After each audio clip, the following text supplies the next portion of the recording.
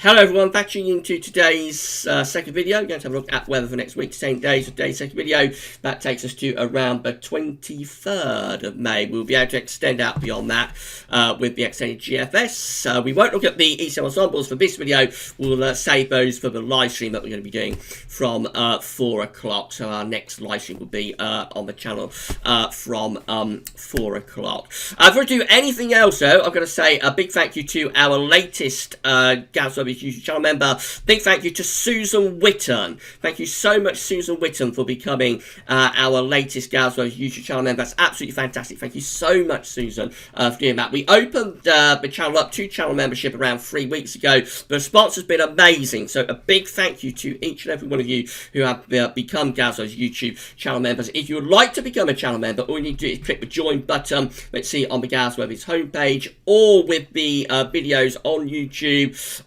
And that takes you to another page where you'll see what benefits you get for becoming a Gaz Web's YouTube channel member, and you can sign up on that page as well. If you can't see the join button, the workaround is a link that's within the description with the videos. If you are a YouTube Premium member, you can get free subscription for Gazzo's YouTube channel by being a YouTube Premium member until the last day of May. YouTube told me to pass that on to all of you. So if you are already signed up to YouTube Premium, then you can get channel membership for free until the 31st of May. And that's how you do that if you're a YouTube Premium member. Big thank you to all of our channel members for the support you're giving to Gazzo's, and also big thank you to all of our patrons and all of our donors as well. It's absolutely great the way you have supported Gazzo's through this crisis, and our promise to you is that we're going to keep recording, we're going to keep uploading, and we're going to keep live streaming, and we're going to keep bringing you the content that you are enjoying. So thank you so much to all of you for the support that you have given us over the past few weeks and months. Don't forget to subscribe to the YouTube channel. We're trying to get the subscription to 7,000 subscribers by the end of the summer. I don't think we're going to be able to do it, but it's a challenge, so it would be nice if we could. So don't forget to subscribe to the channel, click the bell notification as well when you subscribe, and then you'll be notified when we're releasing videos and live streaming and whatnot. So that's how you do that. And don't forget, if you are a YouTube channel member, you can keep in touch with what's going on in the community tab. You just click the community tab just there, and that will take you through to this page. We have posts that's for everyone, and there are also posts for channel members as well. So don't forget to keep a close eye on the community page if you're a channel member. And generally, if you just subscribe to the channel, actually, do keep an eye on the community page. We've got an ever-growing community within the YouTube channel. So thank you so much, everybody, for the support that you are giving us. Right, let's move on. I'm going to start off with the GFS upper air temperature and precipitation ensembles for the next couple of weeks. So red line here is the 30-year upper air temperature average. I'm looking at Nottingham today. So starting off below average at Nottingham. Been through the cold shock. Of course, temperatures have been significantly below average for the past few days. They are going to start to lift up. It's a slow old process to lift them up, and it won't be until we get into the weekend that finally we go a little bit on the warmer side. And then into next week, actually, it becomes very warm through next week. We're going to be seeing temperatures living up to 10 Celsius at 850 HPA, which will probably take us into the mid-20s Celsius down across England and Wales. So we're going to go from like winter-type conditions this week to summer-type conditions next week. And beyond that, as we go into the last week of May, probably staying a little bit on the warmer than average side, if anything. Precipitation-wise, the next week to 10 days is looking very significantly drier than average. There's barely any rain to come, really. In the extended range, it does go a bit more unsettled. But that is extended range, and this more unsettled spell in the last week of May does not appear to be getting any closer. So at the moment, it's being pushed back day by day. So it does look as though, certainly the next week to 10 days, for England and Wales, anyway, we're looking at a lot of dry weather. Temperatures becoming increasingly warm as well. Will be a bit more unsettled in the north, though, I think, and then perhaps going more unsettled generally for like the last week of May, but that's very extended range and unreliable.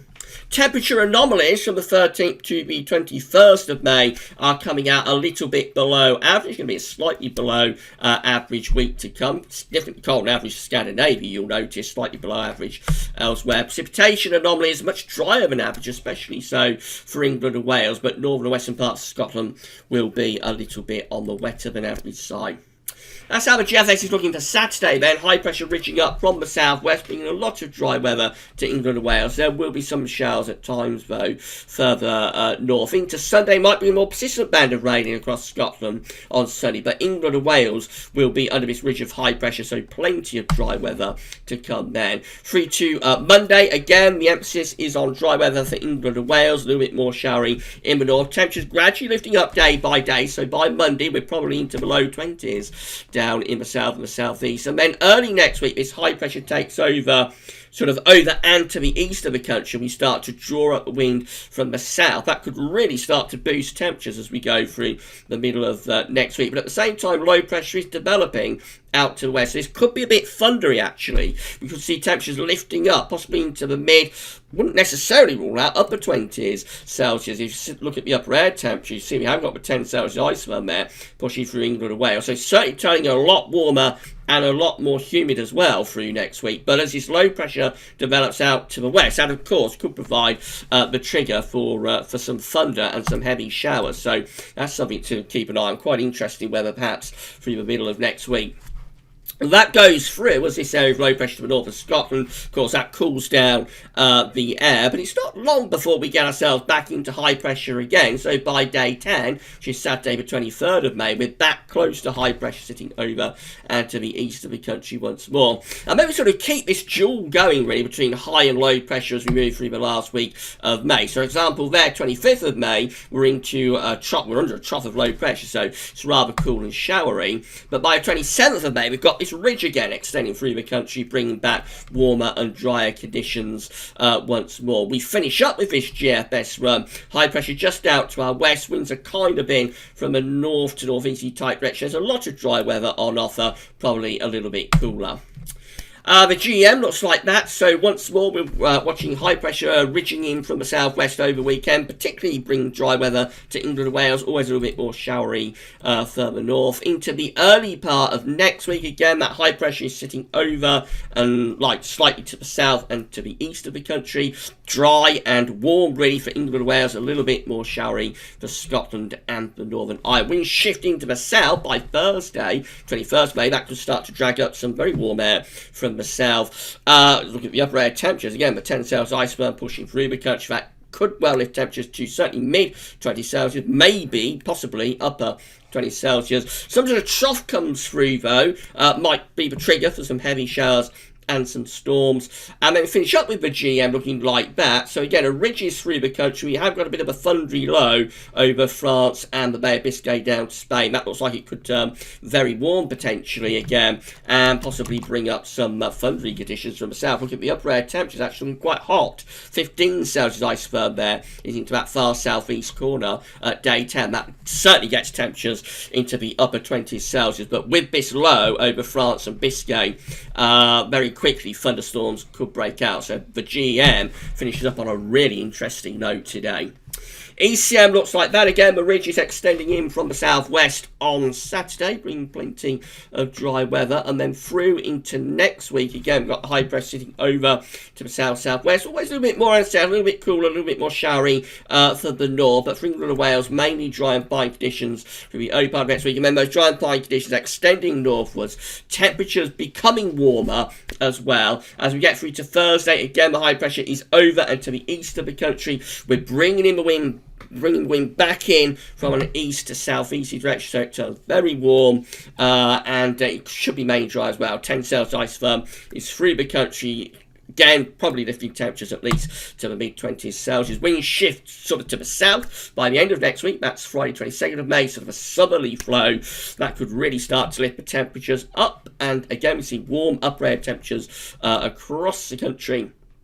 before by day 10 a trough is moving in from west, possibly acting as a trigger for some heavy showers, but certainly a lot of dry and warm or very warm weather to come through next week on the ECM solution. In fact, most of these models are looking increasingly warm and relatively dry through much of next week. Just hint perhaps of a bit of thunder as we go through to the end of end of next week, kind of like Thursday next week at Mo, being signal for potentially a bit of thunder. Last thing we'll look at is CFS-V2. I say the ECM ensembles will be included with the live stream that we're going to be doing from 4 o'clock. So CFS-V2, these are 500 millibar heights broken down into week periods. The first week period takes from the 13th to the 19th of May. The coming week has a ridge very close to the country. Low pressure is up to the north and to our south. Jet stream is sort of pushing northwards a little bit like that. There should be plenty of dry and quite warm weather in the week ahead. And we go through to week 2, and it gets even better if you like dry and warm weather. This is the 20th to the 26th of May. Above average heights then over and to the north of the country. Winds are in from the east at this point, or possibly even from the southeast. And that should bring a lot of dry and warm weather with it. Temperatures will lift up increasingly, so we could well see the temperature going into the mid 20 Celsius with that, maybe even higher. Week 4 is the 27th of May to the 2nd of June. Above average heights then centred over to the north of the country. Winds are kind of a little bit east-northeasterly with that. It could be a little bit cooler, but the emphasis is still on dry weather even then. And then week 4 rounds it all off. It's the 3rd to the 9th of June with the above average heights over and just slightly to the west of the country. There could be some sort of trough of low pressure through here, but overall it looks relatively anticyclonic still.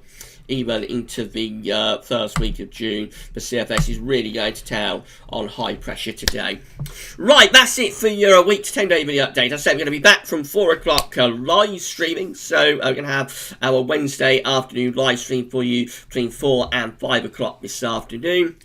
And tomorrow, of course, got another week's 10-day video update coming up. We'll also tomorrow have a look at the bank holiday weekend. The third update for the late spring bank holiday will be coming up tomorrow at Gasweather's 2. And in the evening, quite late in the evening, our second weekend forecast for America will be released. Right, that's all for now, though, and thanks for watching.